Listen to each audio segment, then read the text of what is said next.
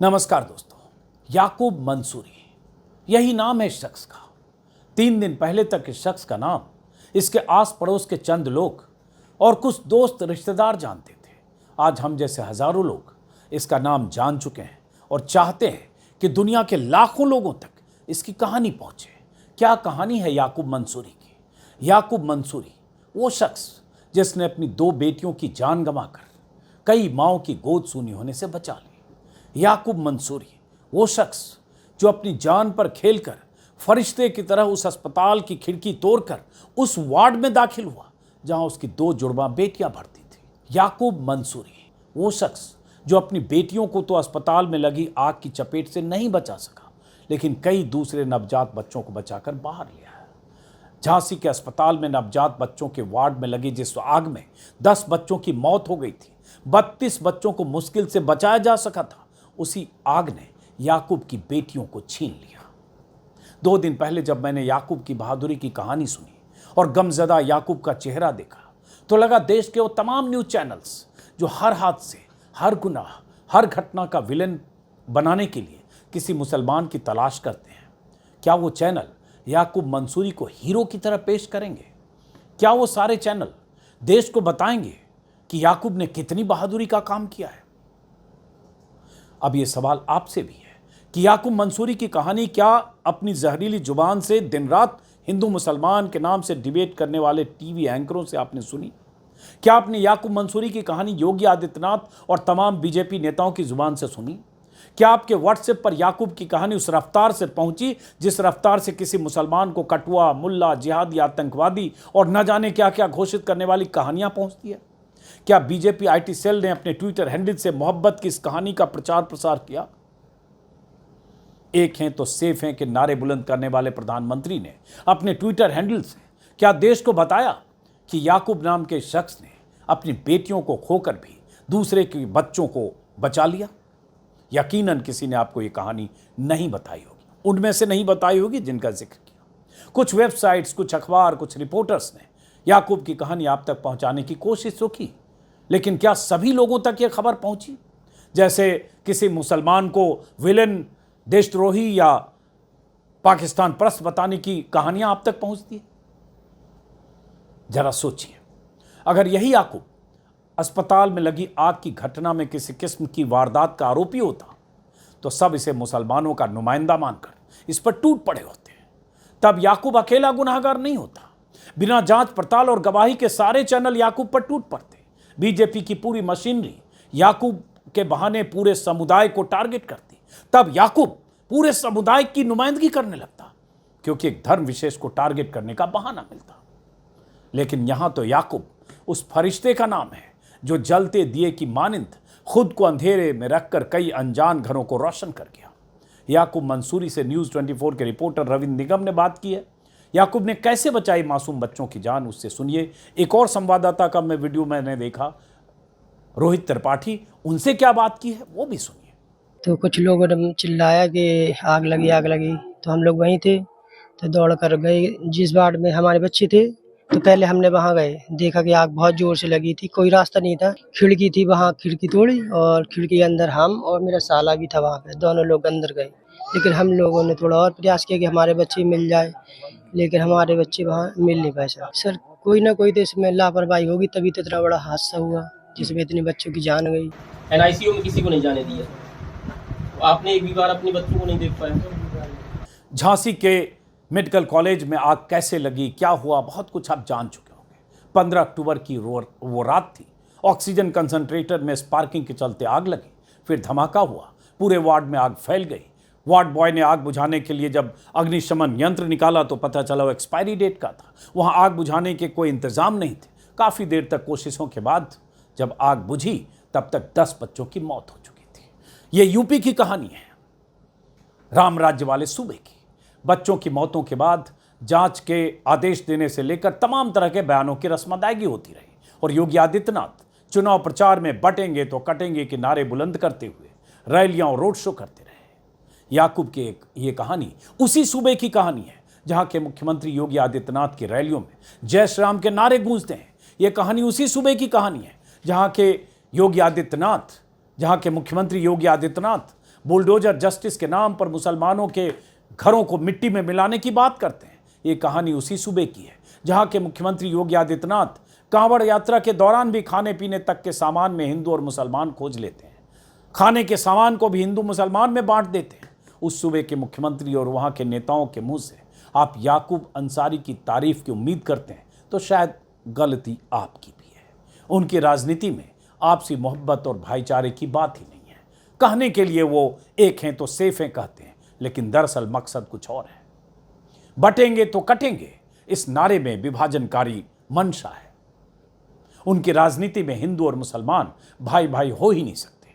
उनकी राजनीति में सिर्फ नफरत है, नफरत है, नफरत है। जैसा कि मैंने शुरू में कहा कि अगर अस्पताल में आगजनी की घटना में विलेन के तौर पर किसी भी तरह से किसी मुसलमान का नाम आ गया होता तो योगी आदित्यनाथ अपनी रैलियों में उस नाम का वैसे ही जिक्र करते हैं जैसे यूपी के विधानसभा में एक बार मुस्लिम युवक और एक यादव युवक का जिक्र कर चुके हैं। वो घटना इसी साल के अगस्त महीने की है। मैंने उस घटना और योगी आदित्यनाथ के बयान पर विस्तार से तब भी एक वीडियो बनाया था, 1 या 2 शायद। वीडियो का लिंक मैं आपको डिस्क्रिप्शन में डाल दूंगा, आप देख सकते हैं। वो घटना कुछ यूं थी कि लखनऊ के गोमती नगर अंडरपास में जल जमाव के बाद एक बाइक सवार और पीछे बैठी महिला जब वहां से गुजर रही थी तो कुछ बदमाश, उपद्रवी तत्व, लफंगे उन पर पानी फेंक रहे थे, उनके साथ बदतमीजी कर रहे थे। किसी ने पूरी घटना की वीडियो रिकॉर्डिंग की और जब वीडियो वायरल हुआ तो बवाल मचा के एक दंपत्ति के साथ कैसे सरेआम कुछ लफंगे बदसलूकी कर रहे हैं।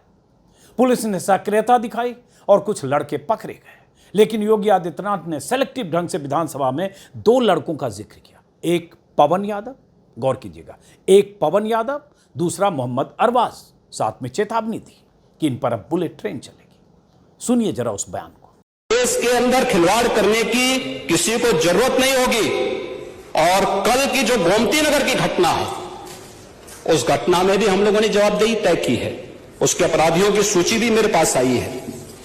ये अपराधी हैं। पहला अपराधी है पवन यादव, दूसरा अपराधी मोहम्मद अरबाज। ये सद्भावना वाले लोग हैं, यानी सद्भावना। अब इनके लिए सद्भावना ट्रेन चलाएंगे, इनके लिए बुलेट ट्रेन चलेगी, चिंता मत करो। और उस बुलेट ट्रेन की तैयारी की जा रही है। इस घटना के 2 दिन के भीतर ही 16 लड़के पकड़े गए। 16 में से योगी को एक मुसलमान और एक यादव दिखा। बाकियों के नाम का जिक्र करना उन्होंने जरूरी नहीं समझा। मतलब और मकसद आप समझ सकते हैं। इन 2 नामों का जिक्र करके योगी आदित्यनाथ सियासी तौर पर अखिलेश यादव को भी टारगेट कर रहे थे, मुस्लिम यादव।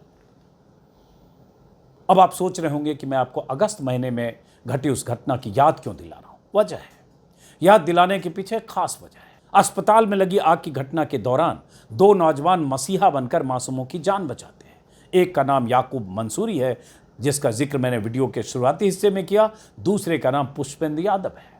पुष्पेंद्र के कानों में जब अस्पताल में आग लगने की खबर पहुंचती है तो तुरंत वहां पहुंच जाता है। जान हथेली पर रखकर आग जहां लगी है वहां घुसता है, उस वार्ड में घुसता है, नवजात बच्चों के वार्ड में जाता है और करीब 15 से 20 बच्चों की जान बचा लेता है। ऐसी कुछ वेबसाइट और मीडिया रिपोर्ट्स में इसका जिक्र है। याकूब मंसूरी और पुष्पेंद्र यादव उसी जाति और धर्म से ताल्लुक रखने वाले 2 नाम हैं जिनको निशाना बनाकर योगी आदित्यनाथ विधानसभा में ऐसा भाषण दे चुके हैं। समाज में नफरत घोलने की बात कर चुके हैं। टारगेटेड ढंग से अपराधियों में, गुनहगारों में या आरोपियों में हिंदू मुसलमान खोज चुके हैं। और यही करते हैं योगी, यही करती है बीजेपी की पूरी मशीनरी, और यही करते हैं सारे चैनल्स। इन 2 नौजवानों ने अपनी जीती जागती कहानी से उस नफरत की राजनीति पर करारा तमाचा मारा है। जिस नफरत की राजनीति को साधते हुए योगी आदित्यनाथ यादव और मुसलमान को यूपी विधानसभा में टारगेट कर रहे थे, उसी यूपी में एक यादव और दूसरे मुसलमान ने अपनी जाति और धर्म से ऊपर उठकर इंसानियत का पैगाम दिया। दर्जनों बच्चों की जान बचाई, कई माओं के आंसू पोंछे, अपने खुद के बच्चों की कुर्बानी दे दी, या कहें तो अपने बच्चों को नहीं बचा पाए। यही तो हिंदुस्तान है जहां हर धर्म के लोग आपदा में एक दूसरे का हाथ थामते हैं, एक दूसरे का सहारा बनते हैं, एक दूसरे का साथ देते हैं। लेकिन बीजेपी की नफरत की राजनीति हर रोज तमाम मशीनरी के सहारे मोहब्बत के उस रंग को फीका करने में लगी रहती है। विलन खोजती है, कोई मुस्लिम विलन हो। याकूब मंसूरी ने जिस तरह से फरिश्ता बनकर बच्चों की जान बचाई, उसका कवरेज जिस तरह से अखबारों में या नेशनल टेलीविजन चैनल्स के स्क्रीन पर होना चाहिए था, हुआ क्या? ना के बराबर हुआ शायद। फर्ज कीजिए झांसी के रानी लक्ष्मीबाई मेडिकल कॉलेज में अगर याकूब नाम के किसी व्यक्ति से कोई चूक हो जाती तो पूरा सिस्टम और पूरा मीडिया याकूब के पीछे कैसे लग जाता, उसे उसके धर्म के नाम पर निशाना बनाया जाने लगता और बीजेपी इसे अपना चुनावी मुद्दा बना लेती। और आज जब एक मुस्लिम व्यक्ति ने कई मासूमों की जान बचाई तो कोई बड़ा चैनल उस तरह से उसको हीरो बनाने के लिए प्रोग्राम नहीं बना रहा है। बीजेपी के किसी बड़े मंत्री ने याकूब का हौसला नहीं बढ़ाया। ऐसा क्यों? जवाब आपको पता होगा। इसमें कोई छिपी हुई बात नहीं है। याकूब एक खास धर्म से ताल्लुक रखता है, सिर्फ इसलिए।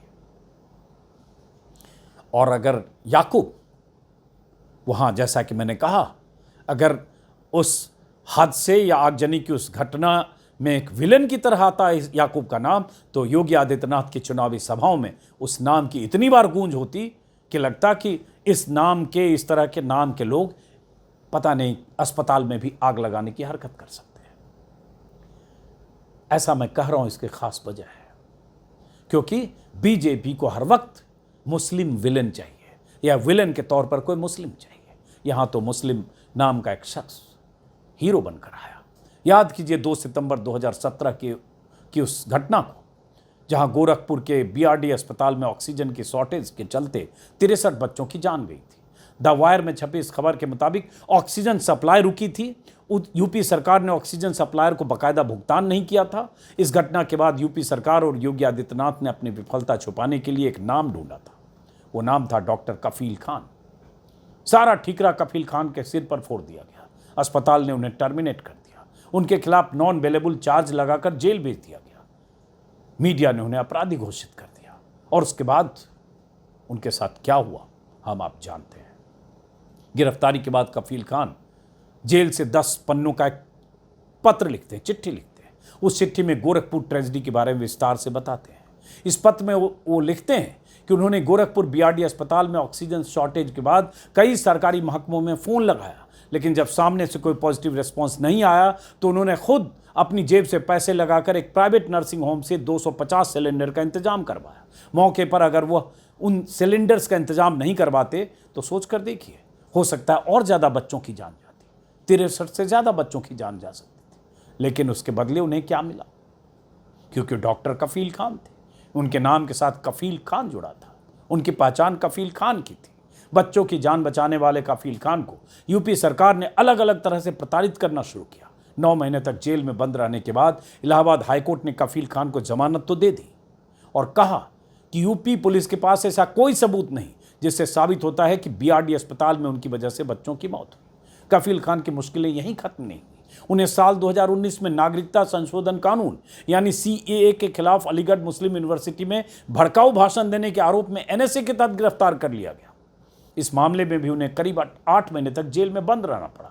बाद में जब इलाहाबाद हाईकोर्ट में सुनवाई हुई तो बेल देते वक्त हाईकोर्ट ने कहा कि एनएसए के तहत की गई कफील खान की गिरफ्तारी गैर कानूनी है और उसके बाद उन्हें जमानत मिली।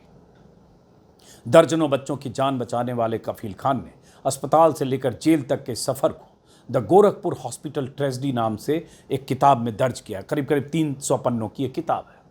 द वायर में छपी रिपोर्ट के मुताबिक डॉक्टर कफील खान ने अपनी किताब के एक हिस्से में गोरखपुर ट्रेजेडी के बाद मुख्यमंत्री योगी आदित्यनाथ के साथ हुई एक मुलाकात का जिक्र किया है। कफील खान ने लिखा है अपनी किताब में कि योगी आदित्यनाथ ने उन्हें सख्त भरे लहजे से कहा कि तू है डॉक्टर कफील खान, तूने सिलेंडर का अरेंजमेंट किया था। कफील खान ने कहा जी सर। उन्होंने पलट कर कहा तूने 4-5 सिलेंडर लाकर कितने लोगों की जान बचा ली? तू सोचता है कि सिलेंडर की व्यवस्था करके हीरो बन जाएगा? देखता हूं तुझे। ये खुद का बकौल कफील खान उन्होंने कहा। यह संवाद हुआ। ये एक मुख्यमंत्री की भाषा थी अगर कफील खान की माने तो, जिसने बच्चों की जान बचाई, खुद के पैसों से 250 सिलेंडर की व्यवस्था की, उसे विलेन बना दिया गया। क्योंकि इनकी राजनीति और इनके प्रदेश में कोई हीरो मुसलमान नहीं हो सकता।